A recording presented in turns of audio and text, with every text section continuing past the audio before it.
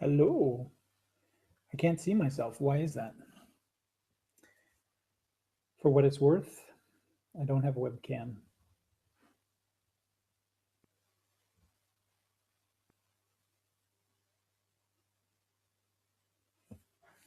Really?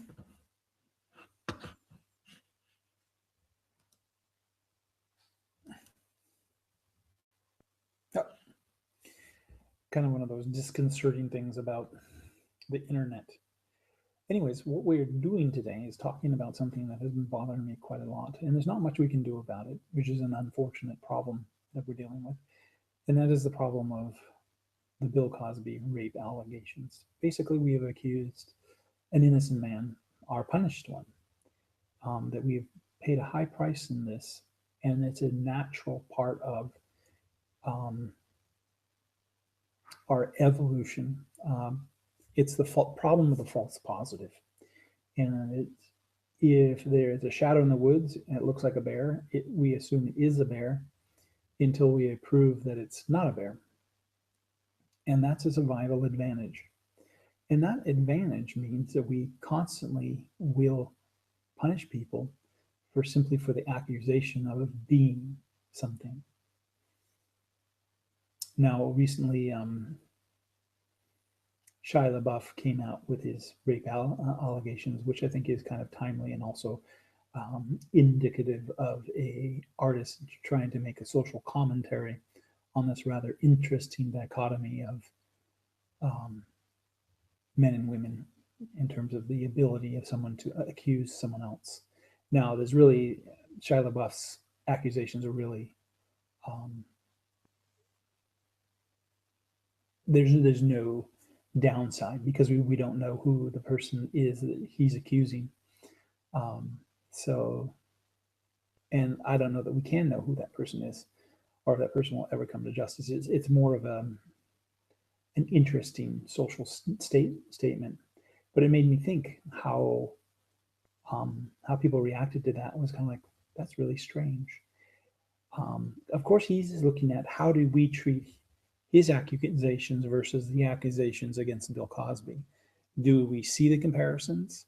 And because of that nuanced existence of that information out in the world of what's happening to Bill Cosby, we we are going to be polarized by the Shia LaBeouf statement. He knows this by making the statement. His timing is impeccable in a lot of respects. Because what we're not doing is we're not analyzing ourselves, and it has to do with harm. There's material harm right now that we can observe that happened to Bill Cosby. The harm that we might prevent by putting him in jail. I mean, these are questions that we should be asking. Wouldn't it have been better to inform the police or inform an investigative reporter, inform detectives or something like that in order to investigate to make sure he wasn't harming people currently than worrying about punishing for crimes that happened in the past? See, we're so focused about the past. I mean, the past is important, it shows character and stuff like that. But we should be using the past to protect future harms, not to find this sort of idea that there's some sort of justice, this empirical thing of justice, and justice itself matters. Justice is kind of an illusion. What we really should be looking for is protecting people in general. How is this going to help us protect people? Um, and the crime of rape, what causes rape, how do you prevent it, what are actual things you can do. Now, it's an interesting, if he were guilty, it would be interesting if he would confess to it and tell us about his modus operandi and how that all worked out. That'd be very interesting, fascinating. But that's very unlikely to happen. Um, it's more likely that it didn't happen at all, that it as it was described. There's more to the story, in other words, and reasons not to bring it to light. One of which is, of course, is his sexual promiscuity.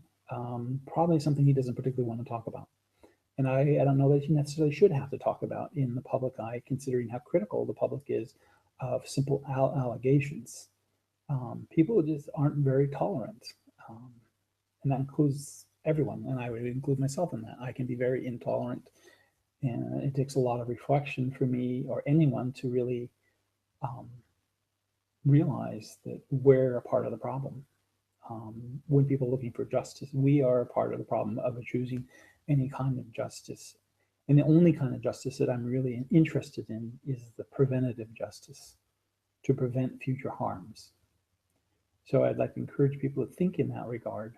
What kind of harms are we preventing by bringing these allegations, true or false? It really doesn't matter. Are we really preventing any harms? Does it really matter if they occurred? Very strange to say that, but I realize that it is. The bigger issue is, what are we really accomplishing by changing? The only thing we have changed, what's interesting is the only thing we have changed is our knowledge about someone. And that could be true of anyone. Anyone, well, not anyone technically, couldn't be a rapist, but that whole idea that anyone could be and you wouldn't know it is a scary thought. And it scares people that you can't know certain things. They're unknowable truths, things that did occur, and yet you don't know they occurred. And we may never know. And it is unknowable. So, how should we treat someone when we don't know? Treat them as human beings, treat them as kind. But to punish them, take away their contracts, and an instinct would be, we should punish NBC, we should punish Netflix, we should punish these companies for reacting to the social upheaval. But if you think about it, their whole business model is based on public opinion. So they're only reacting to public opinion. They it's in many ways out of their control. Um, and I know that many of them look at it very carefully and say, this person's being convicted in the public eye, and yet there's no actual proof of crime being done here. Remember, there's you that would say, one of the comments that I know that one of the victims, supposed victims, made was, well, he never sued me when I accused him before. Well, it doesn't necessarily advantage him when you go to a court of law to air public laundry about events that someone may have private information, and to have to prove your innocence in a court of law is really annoying, to say the least. So that's just not a good reason to bring these stories to the surface when you know they can't be proven. They're simple allegations that can't be proven. So my bigger question myself was, well, truth can do harm. And if you knew it was going to do harm, then aren't you culpable for the harm that you actually caused? Now, I don't really care that these women are punished. That's irrelevant. Um, and the reporters, the same would be said to them. If they knew this would cause harm, and yet they didn't have a complete picture of what happened, why go forward? You're basically creating a sensational story that has an impact, that brings someone down. Who was the mastermind who decided this was a good idea to resurrect these stories? I'm a big fan of the truth, and I prefer the truth over punishment. I would rather know what really happened, and I would forgive everyone there. Um, we don't need to punish people. What we really would prefer to have is the truth of what really happened. But with a punitive system, the way we have it set up, it's really dumb to subject yourself to that system. And to ask someone to subject themselves to that system is irrational. Why would you want to punish yourself? Because that's all the system really knows how to do, is to punish people. You know, it doesn't really know how to get at the truth. It's not a question of what you know; it's a question of what you can prove. And if you can't prove it, then you certainly shouldn't be bringing it before a court of law.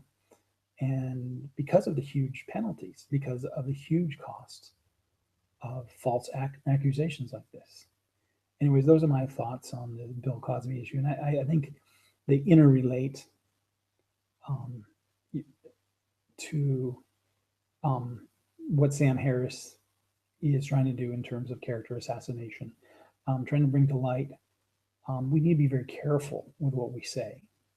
Um, NTYT, which is the news network, is doing a pretty shoddy job, and people are pretty mad at them. And I'm sort of like, yeah, I can see why you're mad, because you really can't say anything, is what it boils down to. And yet, it's such a story. They feel obligated to say something when the right answer is to say nothing at all. It's really none of our business. It may seem really um, naive of me to say that, but it isn't. It really isn't our business. There's no proof of anything. And until there is proof, it's not a story. And if people making accusations and they say that's the story, then that's kind of a very shallow story. We need to be careful. These are serious allegations, and people should be paying for detectives and investigators, not bringing them on news stories. So I think it's social media is really at fault for making this happen and making this a news story. Um, anyways, those are my thoughts on the story, and I'm just going to share that. Thanks for watching.